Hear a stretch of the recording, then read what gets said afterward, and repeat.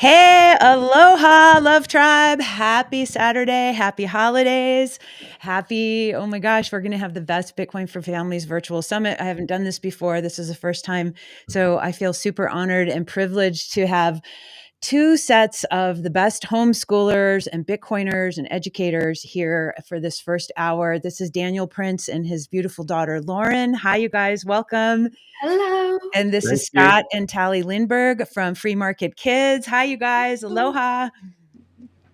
Yay. So, all right. So I just, we obviously wanted to talk about, how is Bitcoin a tool for families and how can we help other, parents and young people learn about Bitcoin in a way that's accessible, that's fun, that's creative, that's playful. And you guys have all done your own beautiful parts with the way that you educate, with the podcasting, with the games, with the books. And so I would love to, just let you guys talk about how you got here, what your experience has been, and what kind of before and after transformations you've been able to see in your own lives, in your families, and then with the people that you serve. And so we'll break those down over the course of the hour. But yeah, first I think how about Daniel and Lauren? Why don't you guys introduce yourselves, and then we'll let you guys talk about who you are, how you got here, and then we'll have Scott and Tally jump up and do the same. Okay. Yeah, absolutely. Thanks for Awesome. hosting us, and Heck thank yeah. you for doing everything that you do to spread Bitcoin knowledge around the world, Valerie. It's very important, and Scott and Tali as well, who have done some incredible work. And I know they've been even touring homeschool conferences to lay the foundational orange pill with their product Huddle Up, and it was a great privilege to have them on the podcast as well this year. So if anybody's not listened to the Once Bitten podcast, that's the podcast that Lauren hosts and lets me, ask a few questions on her behalf. Right, Lauren? Yeah. Yeah, I do all the scheduling. I'm Lauren's people. I don't think people, I do all the scheduling and all of the recording and all of the editing. And she asks, 2 or 3 questions a show, and then just flits off and leaves me to handle the rest of the hour. Yeah, basically. So the Once Bitten podcast has been going for 5 years in January. Wow. And Lauren has been asking the first question on each show since about the 10th show. Andy Edstrom was the first person to face you down, wasn't he? And it's been an incredible journey. And our story, I suppose, has resonated with families around the world that are struggling to bring in their families, whether it's their immediate family, their spouses and their kids, or whether their extended family. And the homeschooling or unschooling or world schooling aspect of that is linked to my book, which I wrote whilst I was falling down the Bitcoin rabbit hole and the self-directed education rabbit hole at the same time. So I think that's what resonates with families. I just got an unsolicited email this morning from a family in Australia that are going to sell their house, go all in Bitcoin, take their kids out of school, and start homeschooling and traveling. So it's those little wins that you wake up to in the morning that make all of this worth it. So big thank you to the community, to the listeners, and to everybody else that's been putting their best effort forward to spread the message of Bitcoin education around the world. Amazing. And then Tally and Scott, why don't you let everybody know like what you guys are up to, who you are, what's Free Market Kids, and we'll just keep popcorning back and forth so everybody can kind of get going. But before we do that really quick, like way to go, Daniel. Like you never know who your message touches, right? And you never know if they ever even reach out to you in the future, right? And so that's what's so cool about, this technology, this day and age, our ability to have a podcast, our ability to have a voice with social media, because it's like you just never know what that little tiny spark of message is going to get somebody ignited. And then all of a sudden they get, a whole new life just because you said something that mattered to them. And so for everybody listening, like your voice is your superpower. And so use it as much as possible with love and with dignity and integrity. And that's what's so cool about Bitcoin. So I just want to say congrats on that, Daniel. That's amazing. Thank you. Yeah, for sure. So Tally and Scott, what's up? Why don't you start, Sweet? Well, we started in Bitcoin much, much later than Daniel and Lauren actually, and our kids were already graduating from high school when we really went in deep. So unfortunately, we sort of passed that life stage when you could tell them anything and they just accept it. So they have been a challenge for us because we taught them so well, you know. That's what they tell me. Mom, you've taught us so well. You taught us to question what people tell us, and that is what we are exercising right now. So They say that after they've already challenged her on something, yes, and she gets upset, and they say, "Well, you taught us. you taught us. It's your fault." So they actually pose a very unique challenge to us because we're not able to just say something and have them accept it. So we're constantly doing this dance between pushing for a little bit more acceptance and easing back and letting them make their own choices. That really is a dance you have to end up finessing, you know. And so that's where we are. And I think one of the biggest lessons that I have learned since entering the Bitcoin space and wanting to share Bitcoin with my own family as well as other people's families is you've just got to meet them where they are. So we have so much we want to tell people, but if you come at them directly, sometimes that's the worst thing you can do. So everything we do is to try to tell them stuff without them putting up a wall. So we started with the Huddle Up game. From there, I started the podcast to reach women. From there, I started working on children books because there are people who are ready to hear about money, and there are people who need to work on other things first. So there are all of these stepping stones you have to be just recognize where they are and understand that they're still maybe 5 steps away from you telling them about money, but that is also okay. And so just leave room for different kinds of discussions and eventually be able to meander their attention toward where we want them to go, right? Well, I'll just share a really quick story. What you said, Valerie, about having other people respond to you, but not really knowing how that's going to come back to you. So recently, someone reached out to me, and it was a gentleman who was a Bitcoiner, and he said, "Will you please talk to my wife? She's very, very scared about us entering the Bitcoin space as a family." I said, "Let's go. Have her call me, and I will answer her questions." And in that way, you know, after the phone call, I felt so good because I was able to translate something that her husband wasn't able to translate for her. So anyway, So- I just want to. Yeah, it's about impact, and I think a huge part of that is just setting the example. So, I mean, we'll still learn a lot. If you haven't listened to Walker on the Once Bitten podcast, it just came out last week or the week before. Just phenomenal deep dive on homeschool, and it's not necessarily just the words that are said. So think about it. So Lauren, someday you'll look back on this and you'll probably say, okay, now I get it. But by coming on all these different podcasts, you are so much more prepared than anybody who's in a public school right now. And that's not your dad preaching at you. It's him saying, we're going to give you the opportunity to go and do things. And so lately I've been trying to put a framework around this, and the closest thing I can think of is, as parents, we're not the heroes in this story. The heroes are the Laurens and all the other kids out there. Our job is to be their guide, and they're going to have to go through their own troubles, and you got to let them go out there and struggle with it. So my guess is, Lauren, the first time you went up there, it was hard to ask a question.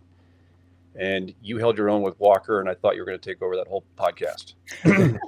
Right? So I think just what a stunning example. So when you listen to whether it's Bitcoin homeschoolers with us or Once Bitten or any other, it's not just the words that are said. It's you're setting an example for others, and it fills you up. You have this fulfilling, at least we do. It fulfills you when you realize that you've made an impact on somebody else and you've helped them in some way. And that is just, I don't know how the words for it, but it is very fulfilling.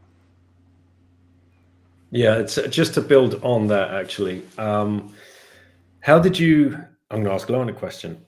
Were you nervous the first time that you were 9 years of age when you started asking these questions? And it was Lauren's choice, by the way. This wasn't the shtick of the show, you know. This happened organically. I was leaving dinner each night, wasn't I? Like gulping down my dinner because I had a podcast interview.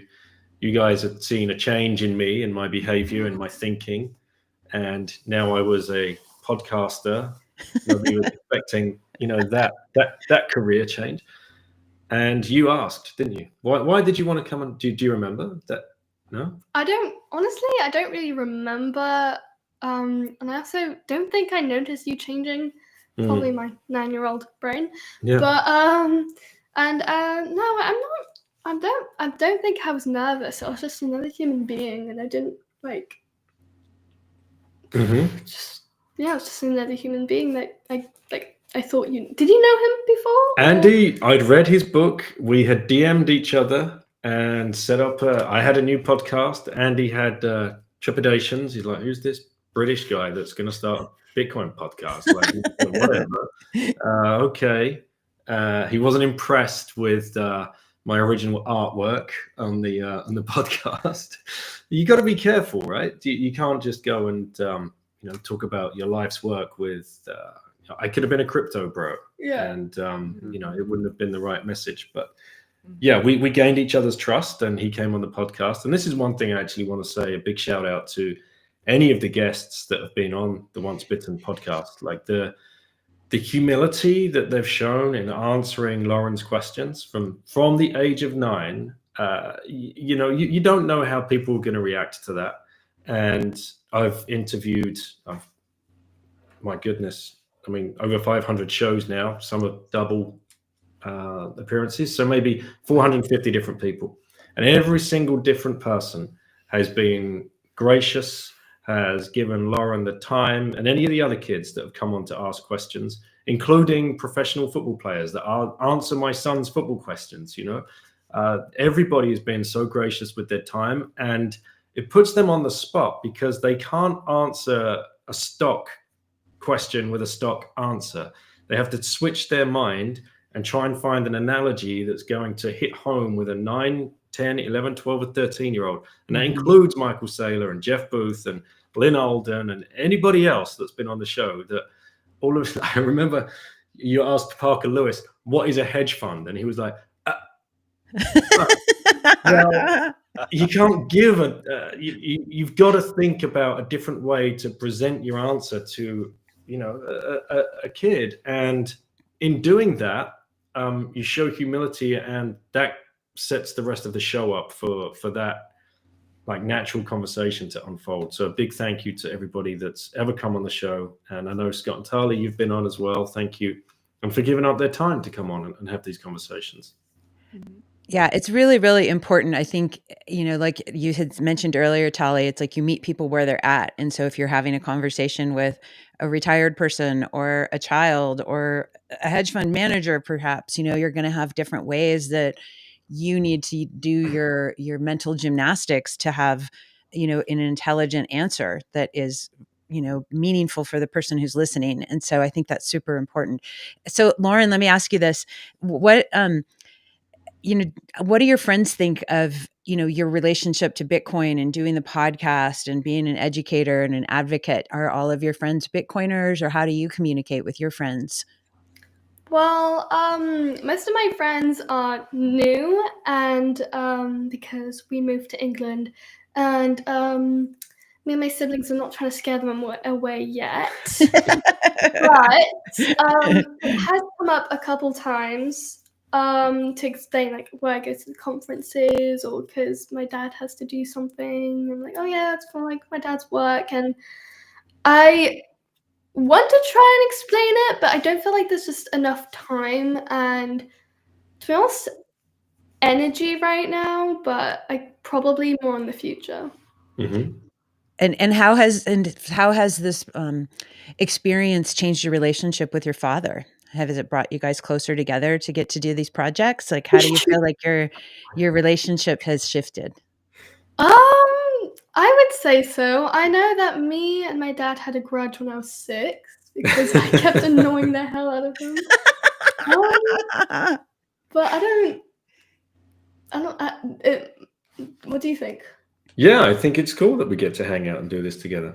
I Yeah. think it's very cool. And like Scott was saying, what you're learning from having these conversations with people who are not me is that's the gold. That's the Bitcoin, I suppose, the sats. That's where the learning is happening, and you don't realize it yet, but you will. I'm sure you've come across times that words are coming out of your mouth that you had no idea were actually in your brain, and the knowledge that you can share with people will just be natural through having these conversations. And getting like Scott said, just having you put in the way and having these conversations with people is the best education I could have ever dreamt of for you to learn about Bitcoin and the way that it changes people. And every person you've met has been fun, intelligent, honest, shown integrity, wants the best for other people. That's the only reason they come on. It's the only reason they write the books, design the games. And the plushies, right? The plushies. So, I mean, if I could interject, I think your relationship just shines through. And I know that when our girls who are off at college tell their peers that they came up through some type of state school, that they're going to talk to their parents, there's a shock that they're going to share with their parents something about that's personal. There's even this disbelief that they could do it. So Valerie, you're hitting on one of the biggest upside. Is so asymmetric. The upside is so asymmetric to have that relationship with your kids. And I think we lost Val. Okay. No. I'm just going off so you There guys you can are. be bigger Okay. on the screen. Don't worry. So I want to highlight you. Okay. I'm I not think going it anywhere. comes shining through. I think your relationship comes shining through. And then Lauren, so I actually would wonder, I have this question. I don't know how many of your friends are homeschooled versus some other state school or other, but another way of looking at this whole conversation is, from at least what we've experienced, we always treated our children as a person. We respected them, we treated them, we didn't try to baby them, we didn't give them baby talk.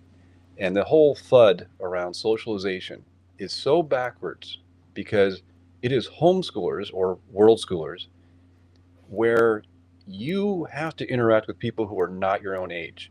And when you are forced in a state school to be with people your own age, you are robbing those children of the opportunity of learning how to talk with others.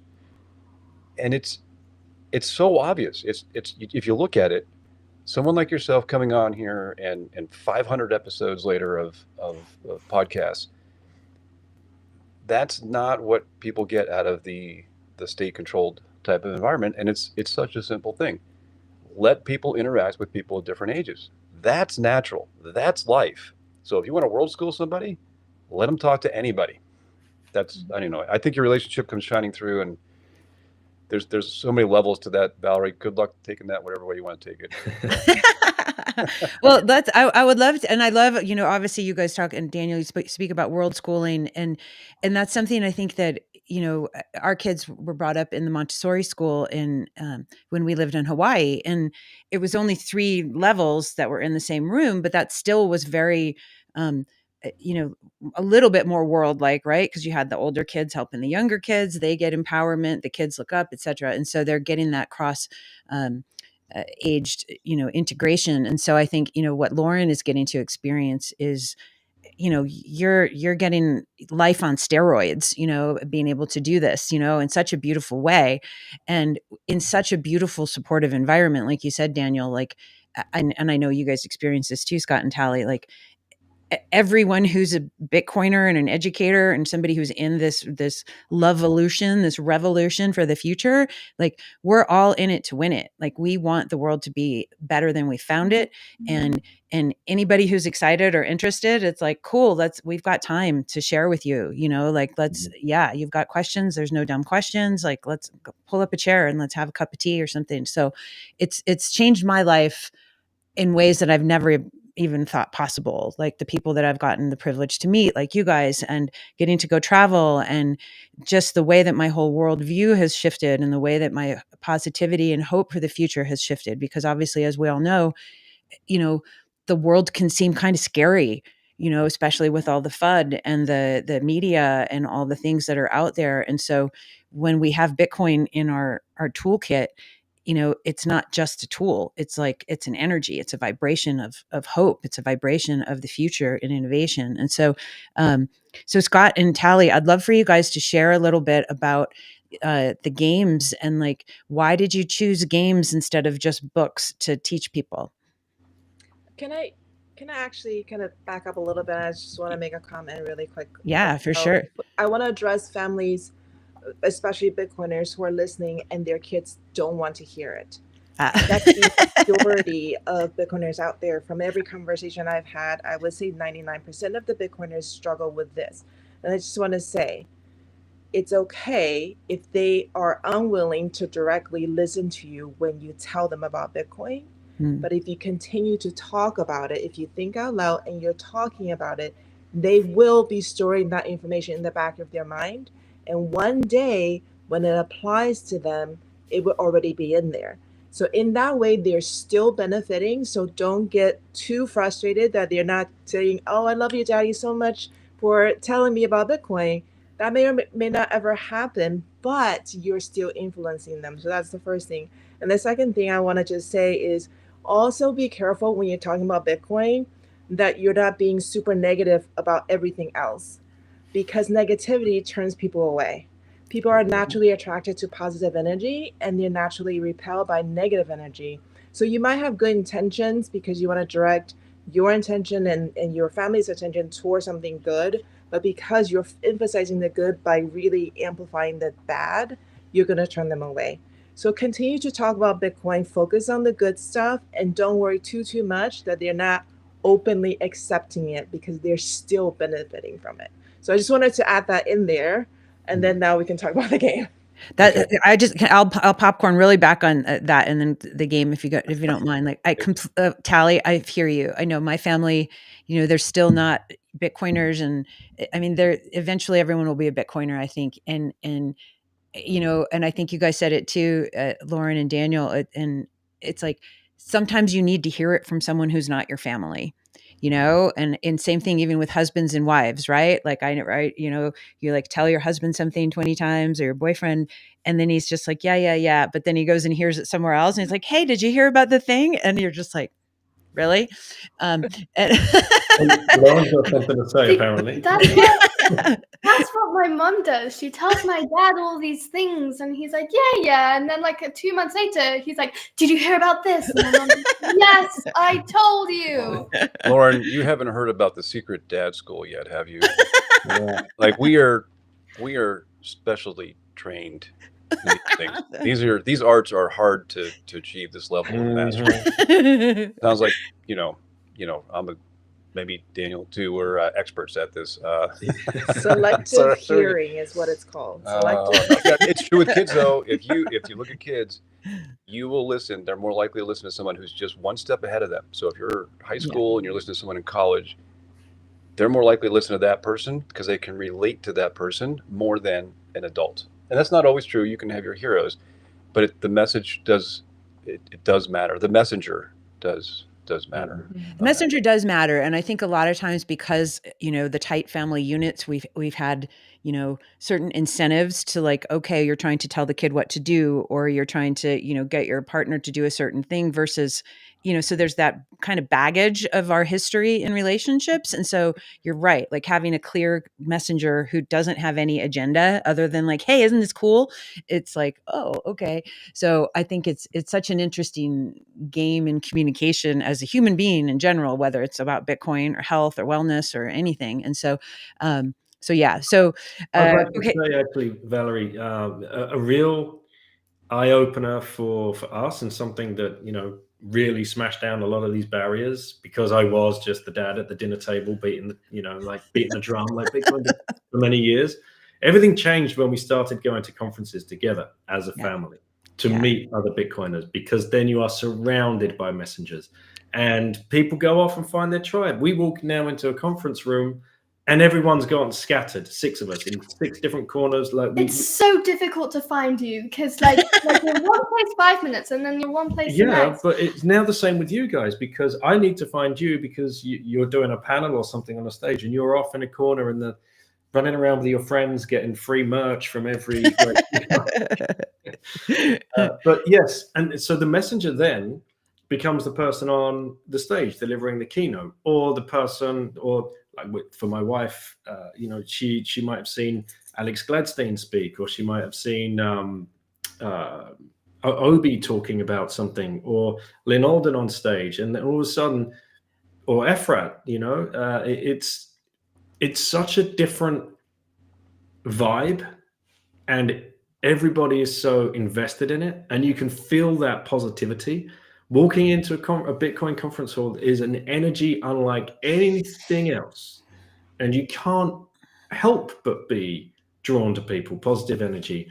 And again, actions speak a lot louder than words. And if you're there as a family, like you've made the effort to be there, people will be drawn towards you as well. And you've got friends that range from, goodness knows, like little kids all the way up to adults, right?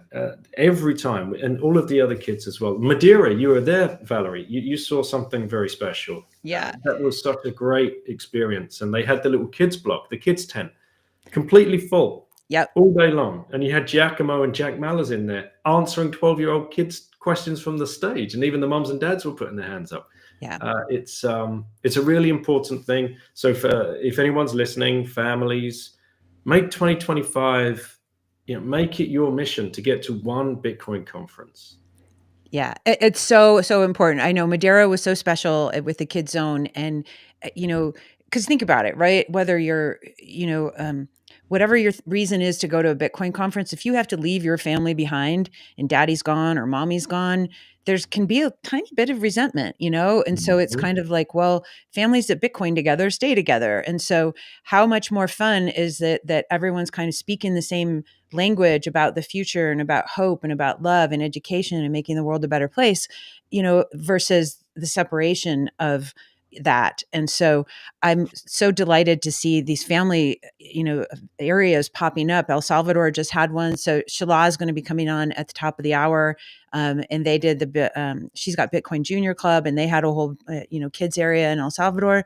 And so I feel like you guys are the future. We're doing this for you anyways. So it's like, why not create as much opportunity for you to have space that's fun and safe, give you microphones so that you can speak and not just ask questions to the adults, but speak. And because you guys have different viewpoints than we do, and we don't have all the answers. We're the ones who made all the mistakes in the first place. So we want your wisdom to help clean it up. Right. And so I think this is super duper important. Yeah, this is it is. And like you said, Daniel, there is an electricity, a vibration, a feeling, a frequency when you go into, whether it's a Bitcoin meetup in your local area, whether it's a conference, whether it's a retreat. Tali did a women's retreat last year or this year, 2024. And anytime you're in the zone physically with each other, this is great being able to have our digitalness, but like being able to hug you guys and it's like next level, right? And so, and then that lasts for a long, long time after you leave the conferences. It's almost like you're filling up your love tank with hope and with intelligence and wisdom and connection. And so, I highly recommend what Daniel said. Make it a point to go to at least one conference with your family or a meetup or anything, and then get back to us. Send us a text and tell us how it was, and then tell us where we're going to see you at the second one that you go to, because we know you'll be addicted. All right. You know that Tali she has an idea where she's going to do her 2025 women's retreat. So you guys might want to talk on that on a different time. Okay, cool. Well, plug it if you have an idea. Chill it. Let's hear it. Yeah, drop it. We've been invited to join the Alaska Bitcoin Conference in July. Whoa. And so they're planning it to be a family-friendly experience. We're talking like I was talking to the organizer and I was like, I want to go on the family trips. Like I'm gonna leave the conference and go on the family trips because it sounds like so much fun. And what we want to do is remove the barriers for anybody to be able to say to their families, let's go to the Alaska Bitcoin conference because it's gonna be so much fun for all of us, not just for Daddy, talking about Bitcoin with Bitcoin people, but everybody's gonna have fun and everybody gets to look forward to it. So anyway, so I was thinking about tagging the women's retreat after the conference is over, so we can stay a little bit longer and enjoy Alaska. Love So it. that is in the works, and I will announce details when I pull it all together. Yeah. Daniel, you can still, your lovely wife can still participate in that because they're going to have stuff for guys to do separate than that after the conference. I was going to say that's the perfect idea, because then you can book a week-long holiday. Yes. And Yeah. Conference is over. I could geek out, go and listen to the talks and whatever else whilst these guys are doing, I don't know, Fun some stuff. fun stuff. Yeah. Daniel, you'll love them too. They are the people organizing it. Wade and Tam they're homeschoolers, so they're Bitcoin homeschoolers, and so you'll love them. If you haven't met them already, you'll love them. Yeah. No, new to me, but I've made a note. Okay. Amazing. Oh my God. And that sounds so great, because nature, obviously, too, you're not just in a city. I mean, obviously the city conferences are kind of cool and interesting, but I bet this is going to have a whole nother level of opportunities to really be in awe of God's creation, right? And nature. It's so cool. And I was asking them if they would be serving moose burgers or bear burgers, Alaskan food. Okay, put that into your world schooling. All right. I was sure that there would be no bear burgers because they taste too gamey, but possibly moose. So we'll see. All right, we'll see if Lauren is willing to. Lauren's like, ooh, that sounds gross. I don't know about the bear burger. Well, let's talk about the games. Let's talk about Free Market Kids and and I'm going to pull you guys' screen up here in a sec. So go ahead and just talk, and I'm going to pull up your website. So the reason I pursued games was a selfish reason. I like games, and this is how I learned Bitcoin. It took me 2 years to build Huddle Up. I learned a lot, and when I made the Lightning game channel up, I mean, for the first time, I started to understand what it meant, what the inbound liquidity problems and other things were with balancing channels that I didn't get before.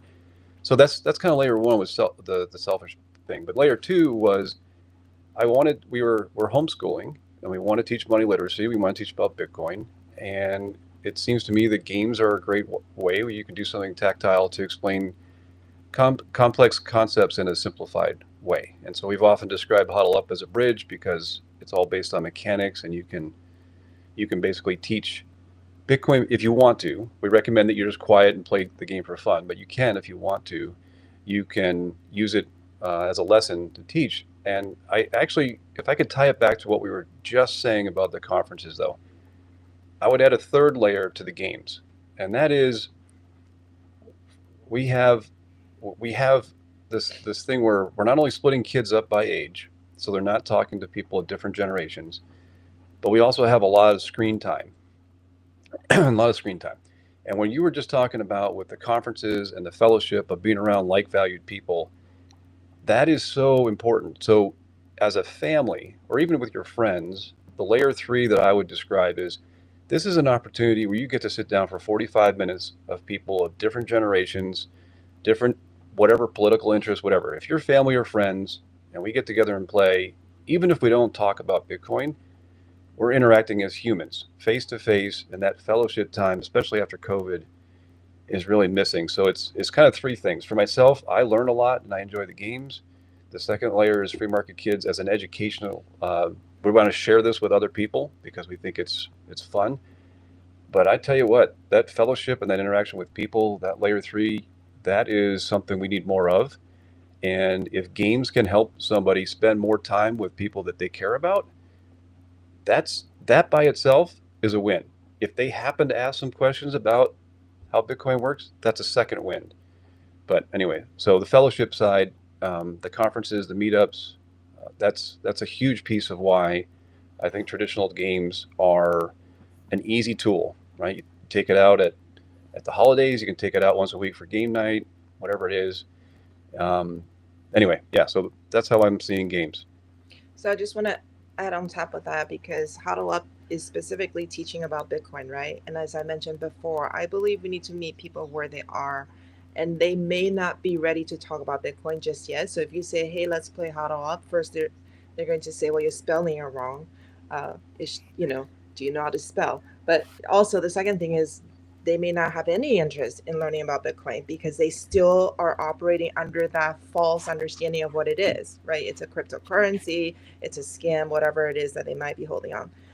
And I just want to share a quick example. So I was networking at a local women's event, and we were introducing ourselves. What do you do? What do you do? And I said, well, I teach money literacy. So we got into a conversation. I was invited to a nonprofit organization talking about how to elevate money literacy / financial literacy for kids in the inner city, kids that are coming from troubled homes. So I went into not Bitcoin, but I talked about just economics because people can relate to that. They understand price movement, supply and demand, etc. So I actually wasn't talking about how to up. I told them about the other game. Is that the best you can do? And I just talked about how kids should understand when a politician says we're going to increase tariff on our imports, what that means for themselves. Instead of just hearing sound bites and other people interpreting these regulatory proposals, they should be able to answer those questions themselves, right? So I said, okay, you play this game. There are two things you're working on immediately: communication skills, which everybody agrees is good, right? Working on communication skills. The second thing is quick math, mental math. You're just adding, subtracting, that's it. So if you go from that point of view and you just sell them on that idea, so I was able to convince them to use the game to teach their kids. And then they start asking, where do they go from there? And I said, well, it's interesting you said that. And I wasn't even meaning to lead the conversation toward Bitcoin. But because we were already talking about money, the conversation went there naturally. And they said, okay, so after you teach them about how price moves within the free market, I would like for you to teach them about Bitcoin. And I'm like, but if I had gone in there to say, let me tell you about Bitcoin, I don't think we would have got there. So, yeah, I think that's such an important point both of you guys made up with, with the layer 3, the social layer, the interaction with humans, because COVID did do a big number on us and separated us. And so what other things, like, if we try to read a book together, it's kind of like, well, that's good. And it's good to do individually. And sometimes story time is really cool, but it's like you're only getting to a certain layer of interaction. And so creating something you can physically touch and play with each other, I think is, you guys have nailed it here. I love what you're doing. And I love that, Tally, you understand you're not just coming in with the orange hammer and hammering everybody over the head with Bitcoin. So this is just so much fun. And I think, again, there's so many ways for all of us that we've been engaging with our unique path of, becoming Bitcoiners. It's like, are we podcasters? Are we entrepreneurs? Are we writers? Are we, financial analysts? Whatever we do, everybody's got some kind of a thumbprint to put on the sculpture of this beautiful masterpiece. And so I think it's really fun to see what the threads are that we all pull on. Obviously, I love music and creativity, so that's one of the threads that I like to pull on. I'm going to plug it. We're doing an Austin event next weekend, a Sats by Southwest, and so we're teaching people value for value. We're going to do a day-long experience. That's going to be panels and stuff at Bitcoin Commons. And then the next night, they're going to be having a whole bunch of different artists like Ainsley Costello, Justin Loud, and Abel James and whatnot. And they're all going to be doing, music and performance, and they'll be live streaming, and people will be able to donate sats to them while they're performing on stage. So it's like, there's just a million ways for everybody to, learn about financial literacy in a cool, fun way that is relevant to their zone of interest and genius and passion. And so, yeah, I think it's really, really neat. Have you guys you know what? I'd be curious. I know this is a little side thing, but have you seen any churches or places that do live streaming churches that you can zap? To me, that's a giant market of people who are doing live stream spiritual events that you could have a little zapping dashboard on the display behind the ministers or the pastors or preachers. Does anybody know anybody who's doing that? I know they take donations with a QR code on the screen now. instead of passing the basket around. So But I maybe, yeah. but I I don't know. imagine if they're in the middle of their preaching, they wouldn't want people whipping out their phone unless you're looking at it remotely, I suppose. Yeah. So I don't know any of them doing it while they're preaching.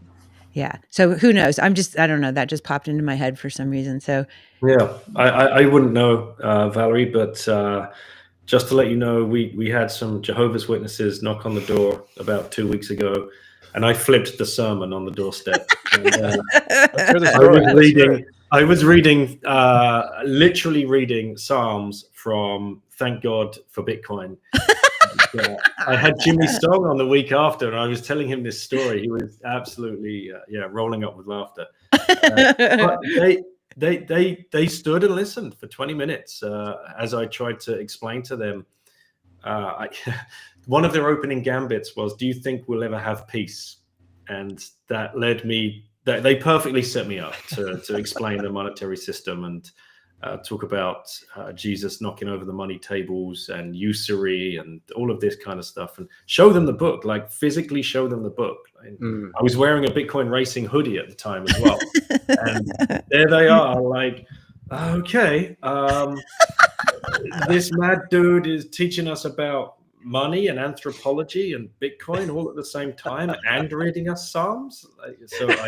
Big shout out to Jimmy and the rest of the authors that armed me with that knowledge, because I wouldn't have had it otherwise. I wasn't brought up I was brought up under the Christian faith, but we weren't going to church each week. So that comes back to your thing. You were saying earlier, everybody's got a role to play. Doesn't matter who you are, what you do, what you believe, what you think. But if not you, then who?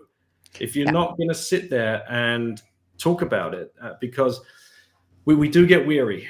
We do get, you're going to get to that point. Why am I bothering? I'm not going to talk about it anymore. And they can all just go and find it on their own time. That's the easy way out. Yeah. Don't give up. And like Tali said, you don't have to be beating the drum at the table. Just be there for when the questions come, or link those things that they're talking about in the mainstream media to Bitcoin somehow. Yeah. And that was just, I thought you'd find that funny. Just weird that you brought up church and this happened within the last 3 weeks or so. I think that's great. Thank God in having the book ready to go right there. I mean, that's just brilliant. I mean, everybody should just keep a copy of Thank God for Bitcoin right by their door. Right? Yes. And then for that moment, when it happens, you go, it's funny that you say that. And then you can just pull it right up. We do I love that they asked the question, do you think peace is possible? Because obviously, I don't know where my peace sticker is, but peaceful money, peaceful world, Bitcoin for peace is my jam. And it's like, people don't understand the connection. Like you said, Daniel, like find the connection of what they're interested in, and Tali, like meeting people where they're at that's how we're going to succeed, and it's like, if you're passionate about human rights, if you're passionate about, number go up, most of us are excited about number go up.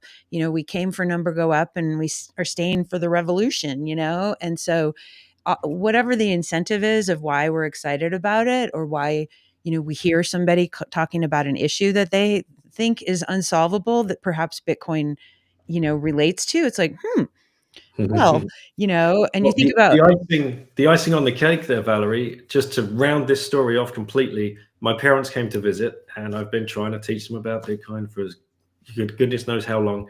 And I told them this story about the Jehovah's Witnesses, and they found it very, very funny. And my mom had a story about her granddad that actually had them come in, and he sermoned them for an hour because he actually knew more about the Bible, it turned out, than they did. So I put the book in her hands and she went home with it. Nice. Yeah. Wow. Did we go home with a different book too? And my dad, he walked out with a copy of Kisa's book, the simplest Bitcoin book ever written. That's one of the best books for sure. She did such a good job on that. And it, like Seb Bunny, have you guys read The Hidden Cost of Money by Seb? Yeah. Oh my gosh. Like that to me, of course, is another, he's threaded everything so well, and because I think about the demise of the family unit and mental health demise and, the vibration of scarcity, right? When we're living in a sense, a pool of fear constantly because of the media and because of all these things, we're like, living with this nose above water. I can barely breathe, but I'm like doing this. So if we're in that, fiat zone, how are we ever expected to be the fully expressed, divine versions of ourselves, and so many people don't think to connect money to the divine version of yourself and mental health and the family unit, and it's just it's just so neat to hear how people weave those stories and make the dots connect, and so I love how many writers and creatives are out there that are, doing it in their own way, right? And so it's magical. Let's talk. We've got a couple more minutes. Tomer's in the green room. Hi, Tomer. I'll bring you up in a sec. But I want to talk about you guys, is the books and the games and where everybody can find you, and and just so everybody knows, everything that's, if there's any affiliate codes with discounts that, because I get some affiliate stuff sometimes, for this whole podcast, and then anything that goes to my Albi wallet with Noster between now, December 6th, actually yesterday, and the 20th, is all going to go to Toys for Tots. And so if you guys want to donate to Toys for Tots, it's just a really great organization here in the States, or donate somewhere in your local community. But it's by the Marines, and they make sure that kids have toys in the communities. And so this is a tradition that I love to do.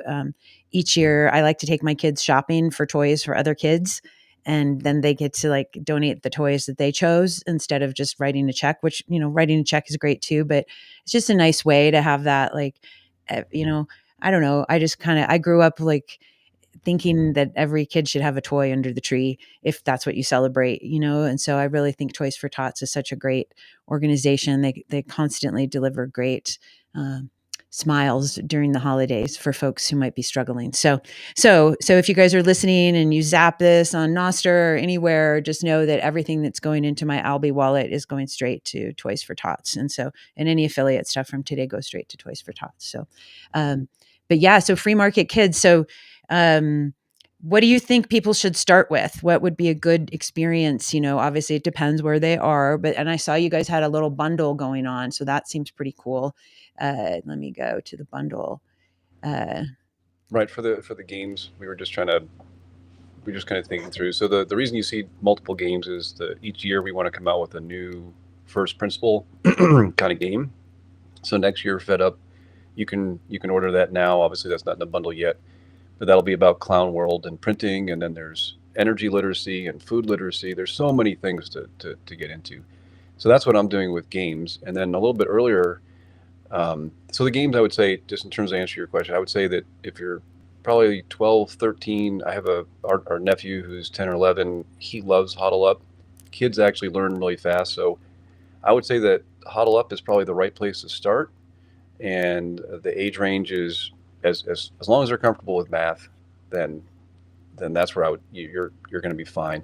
There's some other really cool game makers in the space. So I know Shamry has they have a game that's, I guess, made more for toddlers. I guess I don't know the exact age. And then there is Mission Bitcoin, which is about as difficult as Candyland. And then you'd have Huddle Up. So you start to put all these together, and there's like a whole portfolio of games at different ages. And then if you have someone who's 7 years and up, I would recommend Tali's books, because she has a new early reader series, so she can introduce things like inflation and things. Yeah, so I was gonna add into it after you were done. Okay, I'm done with games then. Okay. Let's go to Tali's. So hold on really quick. Look, so anybody who's watching, you guys can get a 4-game bundle with a big discount for $176. So that's something that will last you and not end up in the recycling bin. And so that's something really cool if you get all of those. So I think that would be really neat. Yeah. And then, okay, Tali, what about all your awesome books? It looks like you're sold out. Congratulations. I actually moved my books onto Amazon for easier distribution.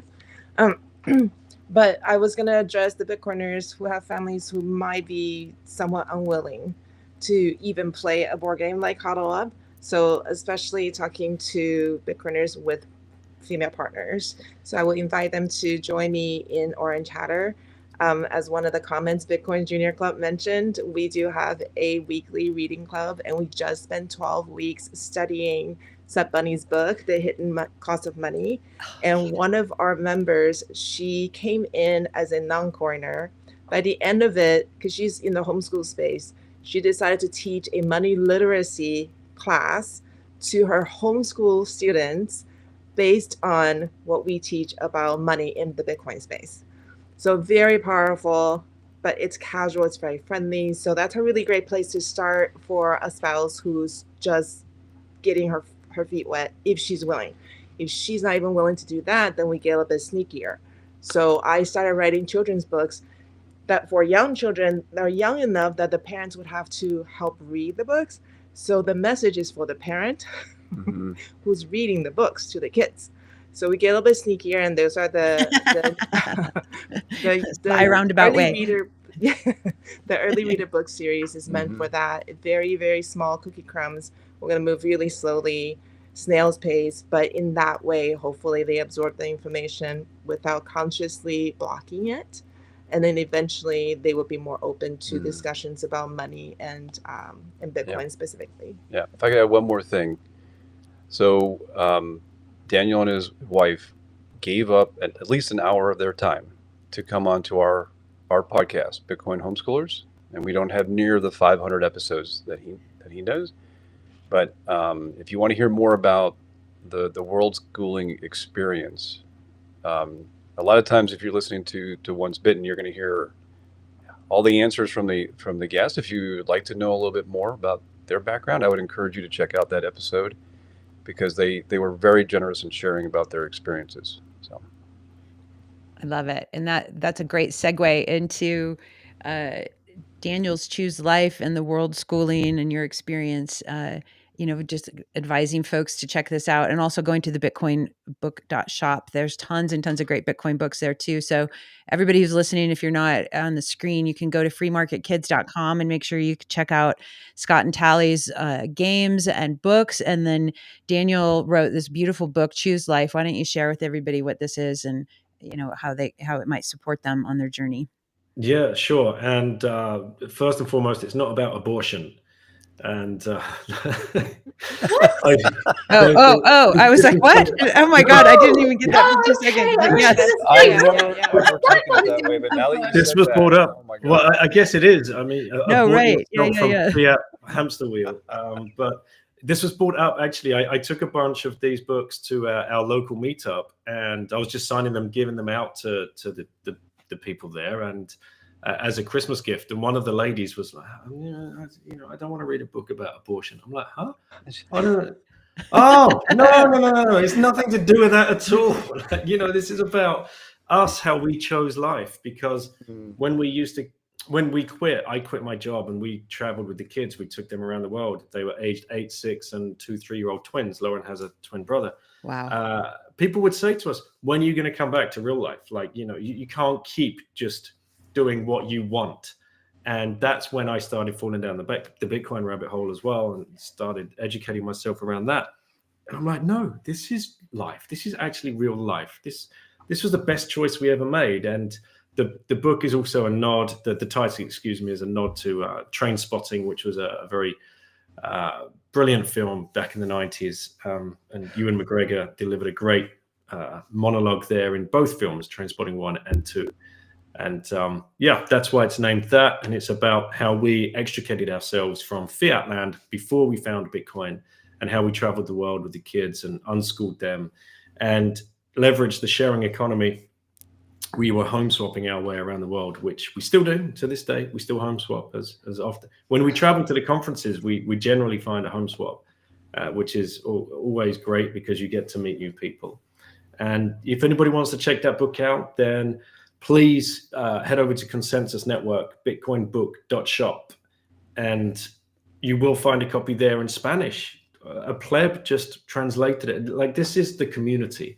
A pleb read the book and translated it to Spanish. And I can't be more thankful for that person for taking the time to do that.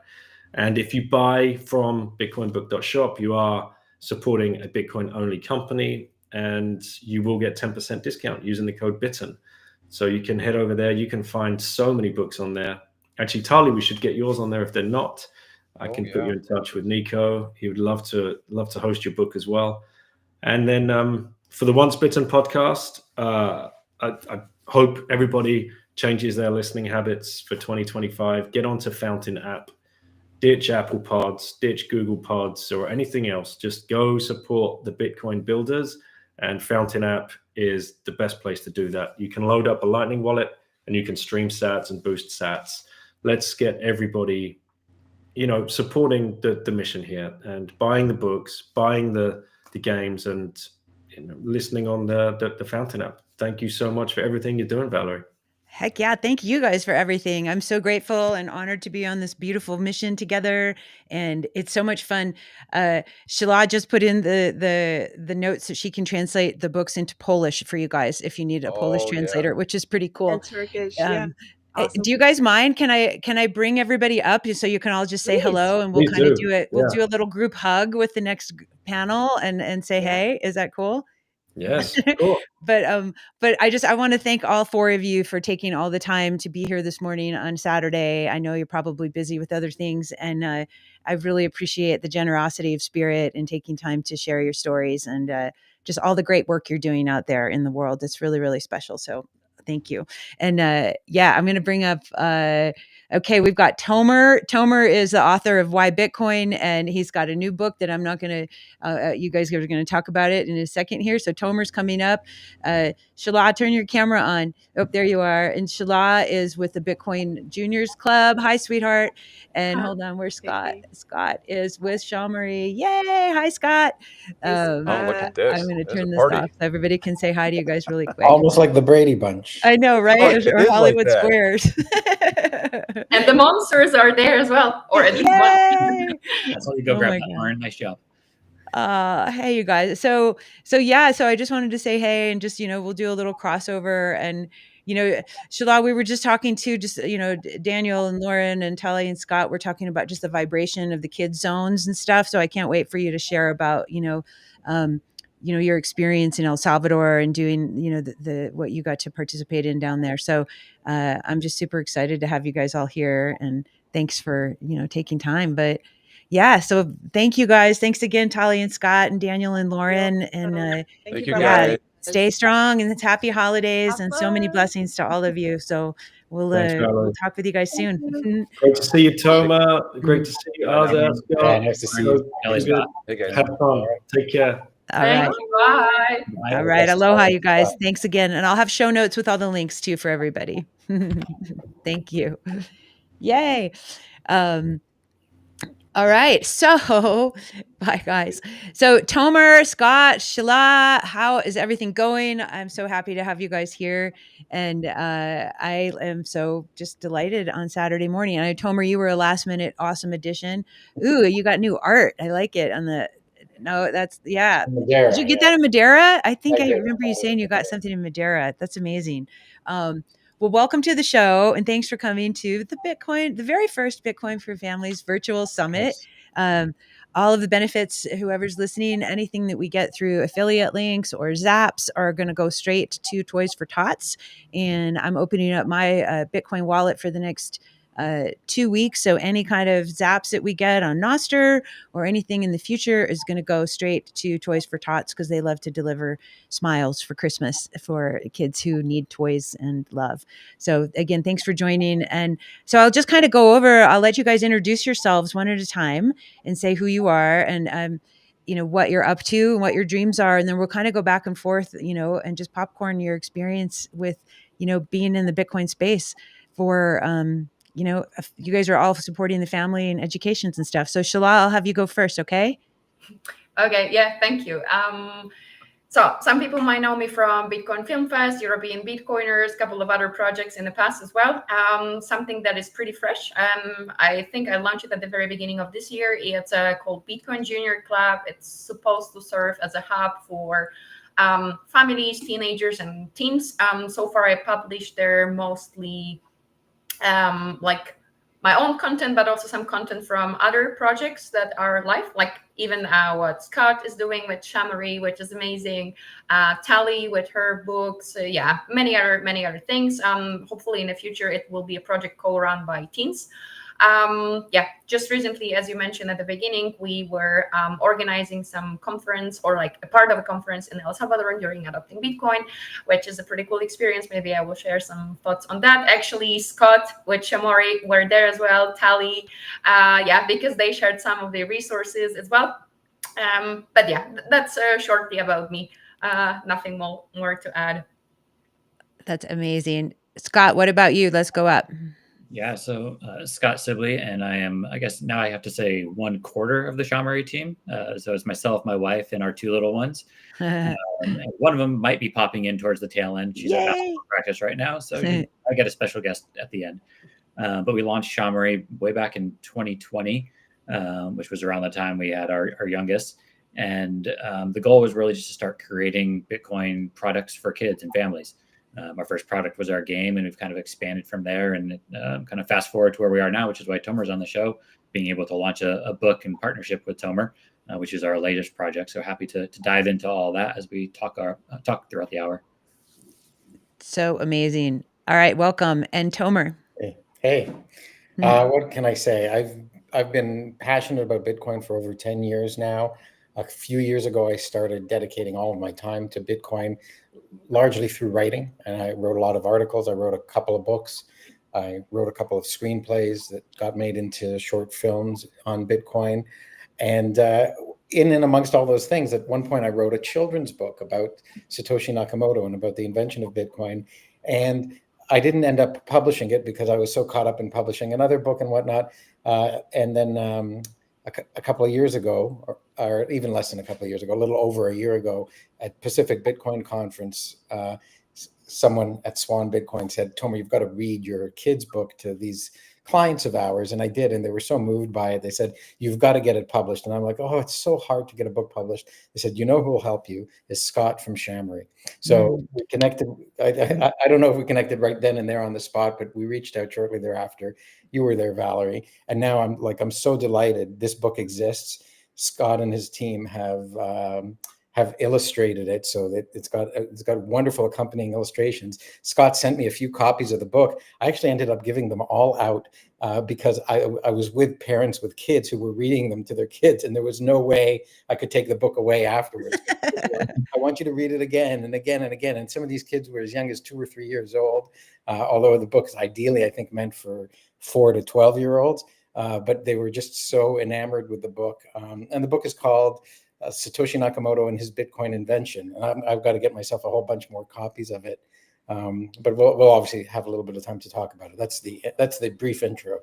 If I might just interrupt, your story actually inspired me to do like a group reading with kids. One of the first or the second book, I think, of Shamoris, we did it in El Salvador. Nice. And there were like 3 kids after some time saying, can I also read a piece? And it was so amazing. Like, that they are really like so focused and passionate. So yeah, amazing. It is great. Like there's in the book, there's a bunch of illustrations, and someone sent me a video of one of the kids who had received the book just the other day. And it's the cutest thing. It's the little book pointing at the book going, it's Satoshi, in the little baby's voice. And he's got a Bitcoin. And it was just so adorable. It made my heart melt. Oh my gosh. So that's incredible. There's Satoshi. There's Satoshi. Well, and so oh, this is great. I'll pull up your website too in a sec, Scott. Like, working with young minds is obviously such a pleasure and such a treat because they're blank slates. They're not, you don't have to unteach them things. They're not already hardened and calcified into the ways of, external programming, and so I think, some of the focus on having much younger opportunities, much younger educational opportunities for these kids through play, through plushies, through the books, through the games is such a fun way to go, because then they'll just understand. Think about this generation that is coming up right now. Scott, your 2 children, right? And so it's like, they never have to get unprogrammed. They're already getting the real deal the base layer of their in education and stuff. So, Scott, I'd love to hear, you were, I think you were my very first guest on my podcast that I started a couple of years ago. And I know it took a little bit for, my technical abilities to make stuff happen, but like you've come a long way since then, and I know you said you started in 2020, and I think I had you guys on, it was 2021. It was when I started, and that's when I, started learning about Bitcoin. So, how has your life and, Mallory's life changed, starting this beautiful company? You guys are at every conference. You're always out and about, making things happen. How has your family evolved, in closeness and your relationship? Yeah, I mean, the number of ways are probably endless. To start with, it's given us time, and that's really something that Bitcoin gives us all if you stick with it long enough. So that was probably the first thing that it allowed us to do. And going back even before that, when we started learning about Bitcoin back in 2017, 2018, and then starting to build our family in that time, it took a year plus to be able to create our game, which is our first product. And honestly, that was meant to just be a fun side project that we thought we'd do together. But then to your point, Val, being at the in-person events, the first time we were able to be at a conference was Bitcoin Miami 2021. We were there. We literally just had our game. Des, who at the time worked at Des Dickerson from now she's at Thunder Games, but back then she worked at Mint Gox, and she was setting up the game room, the video game room, and we'd got to know her. And she said, "Yeah, you can have a table, literally like a 6-foot table, and come on in and do whatever you need." And so we showed up there and had a couple boxes of our game and stuff to sell, and the reception that people had, because it was something so different for a conference, there was nobody else there focusing on kids. Yeah. Was like, oh, whoa, okay, there's something to this Bitcoin for families and kids and that side of things that we've tapped into, and the other people who are starting to build around it. Let's see where this can go. And that trip to Miami in 2021 was really the genesis for being able to say, okay, it's not just a game we're doing for fun. Let's turn this into products that are really going to help people. So I think we came back from that trip in that summer, and it was probably within a month that we had written Goodnight Bitcoin, and started the process of getting that illustrated, and kind of kept building from there. And what it's given us is, besides the time, is as people who have met us at the conferences over the past few years, we've started bringing our kids. So Charlotte was 3. Went the first time she got to come to Bitcoin 2022, I guess, in Miami. And, we, like with a lot of things Mallory and I do, we just kind of do it and see what happens. Some people, I think, maybe get too scared going into it. And so we said, let's take her this year. Let's see how she does. And she's always been, we homeschool. And we always put her in environments and treat her like she's older than she is. We'll do the same thing for Zoe, even though she's 10 months, so only so much you can do. But by doing that, it kind of lets them be in environments like a conference, and make it feel natural. And so we took her, and to make her feel part of the team, besides helping out organizing things, she wanted to sell things herself. So there's many people out there. I think you have some, Val. I have. Bracelet. Yeah. That she started. And she had a QR code on her sign. All the sats go to her Lightning wallet, and like with many things, Bitcoiners are generous. There's no price on the bracelets, so 1,000 sats to, I think the most she ever got was 1 million sats from somebody. Which 1 million sats? Yeah. Yeah, today is doing good.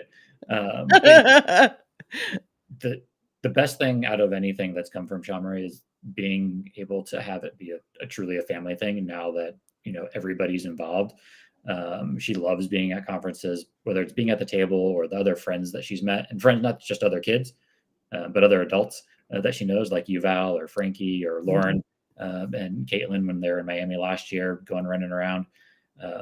It's just an awesome thing to see, and something we plan on continuing to do, at all the events that we're at. It's so special. How's her DJing skills coming along? After Pacific Bitcoin, she came up and got a little DJ action in the Red Bull car with me. I think you'll be happy to know. While I had fun there, Zoe, the young one, she loves music. She hears a beat come on the TV or anywhere, and she just starts bobbing everywhere. So she might be. You might need to put your DJ path on her. Oh my God, I love it.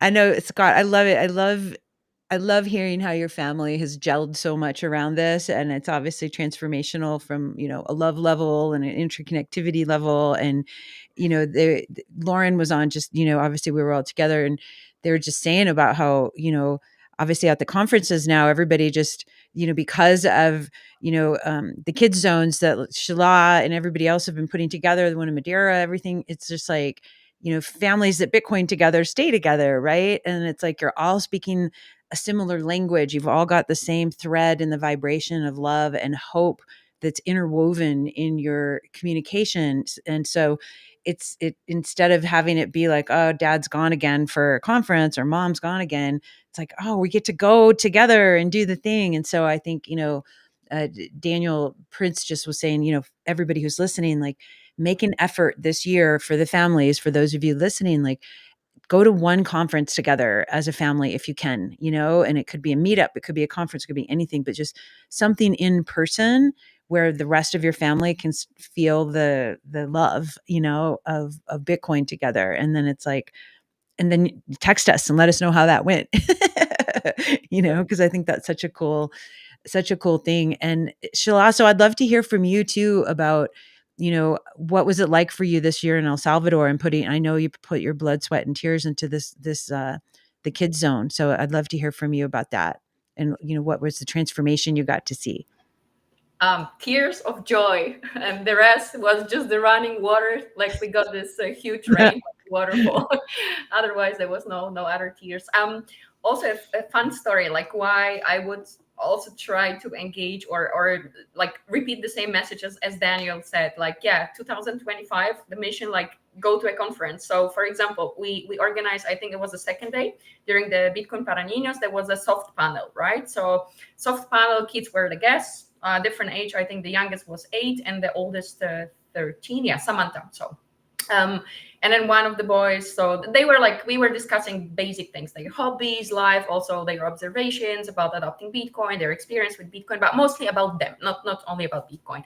And then one of the boys, he said, it's so cool. I didn't know to expect coming here, but now I know that it's not only my crazy dad talking about Bitcoin all the time. Actually, there are so many Bitcoiners and they are cool people. And then everyone was laughing. But that's the best thing about kids, like kids and teenagers in general. They are honest, like sometimes we adults, we play some kind of games and stuff, but they are very, very pure, like very honest, very genuine. And I was the best comment, like, there are so many Bitcoiners and they are cool, so it's not only my crazy dad. That very, very hilarious. But overall, speaking about this Bitcoin, adopting Bitcoin, I'm joining many different conferences couple of years, like for many years now. This kind of like family focused thing, it's quite new, quite fresh. I would say from my experience, it's maybe around like 2 years only when we see it. And I'm very happy to see it more and more. Like, first of all, we are also giving the space for younger generations to make friendships, to see a little bit different side of the world, not only their weirdo parents discussing some kind of topic they might understand but not be really interested in.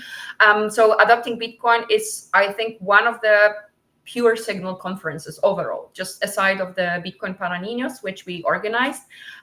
Speaking of the Bitcoin para Niños, I think it was a big success looking at the all the feedback that we received. Though, there were some kind of hiccups, I can say, mostly due to the weather.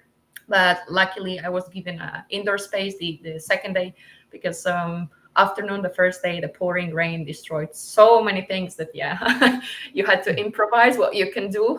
Most of the program couldn't be performed. We got a lot of support from just volunteers because myself, I couldn't be able to handle doing everything. I think on average we had like around 10-15 kids, sometimes more, sometimes less. There were some moments when teenagers were coming and young adults as well. I would say an average age was the youngest. There was one boy joining us 2 days in a row, I think 2.5 or 3, but on average it was like 4-6 years old kiddos having fun, like staying on their own without parents. We had screenings, we were having reading sessions. Shamori, also Tali's book, and Flowers for Mom. We had some panels, a lot of games, interactive games, and it's amazing actually how much energy they have, and how many great ideas all of them have. So for me, always like kids and teens are the best source to learn stuff because they are so pure. So yeah, great experience, and I hope that there will be more and more conferences, events, meetups. That's actually one of the future goals of the Bitcoin Junior Club as well, to start doing some kind of gatherings with teens and kids all together, where parents are just coming from time to time, but it's mostly like to have some kind of camps for camps, let's say like summer camps, but in a smaller format, where the younger generations can hang out together and exchange experiences. So yeah. I'd love hearing about the summer camp idea. I want to go to that summer camp, and like that's such a fun thing to think of. With all love, but rules are rules, and this is already what I mean, I used to organize some kind of camps, like unschooling kind of camps when I was in my 20s, when still the unschooling topic was not that popular. I just realized now what I was doing. So yeah, the rule is that it's teens that are guiding the younger ones, and they are doing whatever they want, however they want, and preparing some stuff. Adults are allowed only to visit shortly from time to time. So we can do, we can just observe from the distance. I think it's so cool. And I know Daniel, I think it was either Daniel or Scott was saying earlier just about how kids, they don't want to learn from their parents. We could say something 20 times to our kids or to our spouses or, partners. Message timing and the messenger. Yeah, absolutely. Yeah, the messenger matters. And so learning from somebody who's just a couple steps ahead of you, because you're like, oh, wow, look, she's, 8 years old and I'm only 6. And so you like want to hear from somebody like that versus, oh, mom's trying to tell me something, Yeah, that's one thing. But another thing is that I like to repeat this as an example. Like adults, we have this tendency, when you have racing, right? Like racing cars, you have a co-pilot. And we have this tendency, even like when we talk to each other, that we always behave like a co-pilot. And we say like, okay, in 100 meters, turn left, then prepare for that, do this and do that. So we kind of like, even having good intentions, we try to impose what we like and how we like seeing things on others. And especially we do that to younger people than us, because we think that we do have more experience, right? So we don't have to maybe have bad intentions, but this is how we behave. And even very often when it comes to topics that we are passionate about, and then being Bitcoiners, of course, we are very passionate about it, we try to like really push this topic on our kids, on our friends, on others, and on kids, because we have this, again, like quote unquote authority. We do it our own way. Let them experience it the way they want. And for example, through the Bitcoin Junior Club, I don't want to also teach kiddos or even families about Bitcoin. For me, the core is thinking, critical thinking. The moment that we stop thinking for ourselves, we are gone. You will not understand the pure power of Bitcoin. You will not understand anything around you. So I don't also want to see future generations blindly repeating that Bitcoin is the best thing, not being explained why. So it's better they can hang out with each other, but in different age. So not like in traditional schooling system where you're putting the same kids almost like in prison, same age, because they can inspire each other. Sometimes the younger kids can inspire teenagers. They inspire me a lot, and I'm almost 40, right? So they can like exchange ideas, observations, challenge each other. So I would prefer to keep the adults away only because we have this tendency on imposing stuff. That's the only reason. It's such a wonderful point. I know we were talking earlier about, Tali's kids, because they got introduced to Bitcoin later. And so her children were older. So, they homeschooled as well and really taught their children to be very, very powerful, critical thinkers and to poke holes in things and question everything. And so anytime, they would start bringing up Bitcoin, they're like, well, what about this? And da, da, da, da. And, at first they were like, no. And then she's just like, you raised us, Mom. You raised us really well to, be critical thinkers. And so that's such an incredible point, because, Tomer's book, Why Bitcoin, of course, is a wonderful book, but it's like, that's the questions that we all should be asking, even as Bitcoiners. Like, I'm still just sort of like, is there going to be a rug pull one day? I still need to go dig deeper. And I know, I don't think so either, Tomer, but just that little birdie in the back of my mind is still just kind of like, because I don't understand everything about Bitcoin, nor will I ever. And I don't think anyone ever will. Right. And so you're constantly looking for that fortification of your argument, of your philosophy. And so for young people to be able to do that in a peer-to-peer way versus the adults doing like what you said, Shala, I think is really, really, it's powerful, and it's how we learn. Obviously we all learn as adult Bitcoiners in the Twitter spaces a lot, or doing panels like this, or at the conferences. So it's really great to set up containers for the young people to come together that are safe and inclusive, of course, for everybody to participate, but then let them go, let them have their fun and be the leaders of their generation and of their movement. So thank you so much for, I know how hard it is to do those types of activities and work with the kids, and like, thank you. It's a lot. um Tomer, do you want to chime in a little bit about your experience with, working with younger people with the book and everything, Sure. or your or any, just bounce back on what Shala was just saying?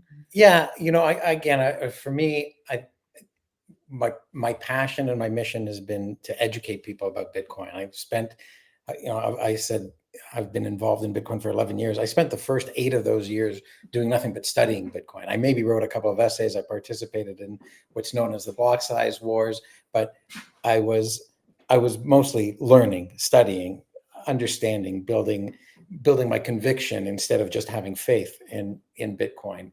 And for the last 3.5 years or so, I've been pouring it out as much as I can in the form of education, answering questions, explaining. And everybody is, there aren't people who graduated with a Bitcoin degree in 1975 being the wise old folks. There's nobody who's ever graduated with a Bitcoin degree. So there's so many people who want to learn, and there's so many different learning styles and learning needs. And I think for me that, the story of how this book came about, I didn't set out to write a kid's book. I was at a Bitcoin meetup in Toronto. There was another writer there, and he was all frustrated because he wanted to write a Bitcoin kids book, but he didn't know what to write it about. And when he said to me he didn't know what to write it about, I said, this is the easiest thing in the world to write. The story of the invention of Bitcoin is the most exciting story we've ever witnessed, and it's a true story. Like someone invented this thing that everyone said couldn't be invented, but he invented it anyways, and we don't know who he is, and he didn't keep the money, and he didn't do it for this story of Satoshi Nakamoto is just the most amazing true story that we know is true because we were here to witness it. And so I'd written a lot of other things more for an adult audience about it, but I sat down the next morning and this book came to me, and it was already sitting inside of me. It was just waiting to come out. So I wrote it really quickly. And then I went on Daniel's podcast with a bunch of kids to read it live to see what the response was to it. And it was a really positive response. And then I didn't do anything about it for almost 2 years until what I mentioned earlier. So this book is written very much to inspire children on a number of dimensions, ultimately to think for themselves, as was said before, and to believe in themselves that they can invent great things. Because look, someone else created, and we live in a world where great things really can be invented, and you don't need anybody's permission to invent them, and you don't need somebody to tell you, yes, it's okay to invent it. You can go ahead and take your independence and be an inventor. And that to me is the theme of the book. But it's a very short book. It's very accessible. The sentences are very short. The words are small. I introduce 1 or 2 big words, but I don't require that you understand what they mean in order for the kids to get through it. I use the word cryptography once. I say he had to use a special type of math called cryptography. That's the extent of it. But otherwise, it's all really, really accessible to kids who are beginning readers and who've maybe been reading for a few years. That's really what I wanted to say about the book. I'm delighted with the illustrations that Scott and his team were able to come up with. They really have a very lighthearted feel that goes along with the theme of the book as well.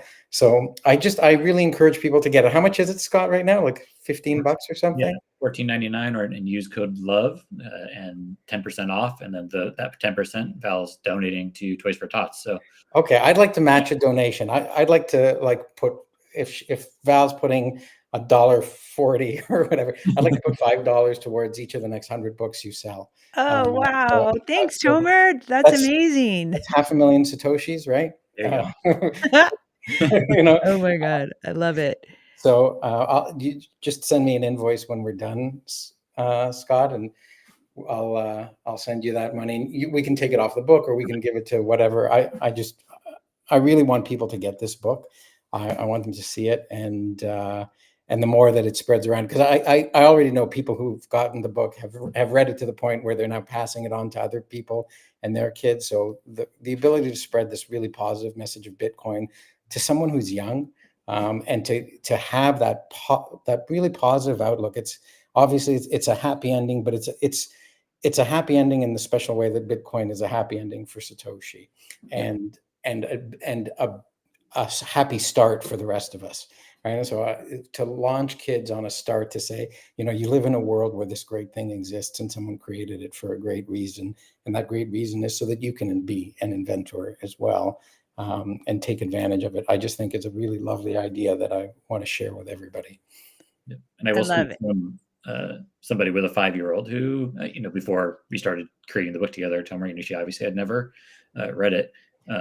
She really latched on to just the concept of, how does nobody know who Satoshi is?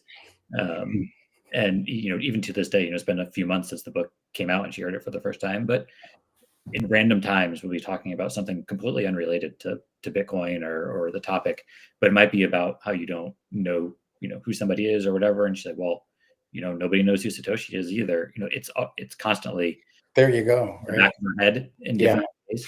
And it's such a great story. Like people somewhat take it for granted, but to your point, Scott, I was on Spaces with like 300 people the other day, and someone brought up, oh, I think I know who Satoshi is. They thought it was Elon Musk for whatever reason, but it went on, and it's like a conversation that everyone engages in for their whole life, right? The speculation, not just who Satoshi is. Should we bother to try to find out? Well, we don't know. Why did they do it? Then it's such a mystery, and there's so much to discuss. It's really fertile ground for creating content, but also for inspiration, right? Like there's so many parts of the invention of Bitcoin is so awe-inspiring. And then you look at, well, so who's the inventor of Bitcoin? And we don't know who they are as a person with a name and where they live, but we know a lot about them because of the way that they conducted themselves. Yeah, for sure.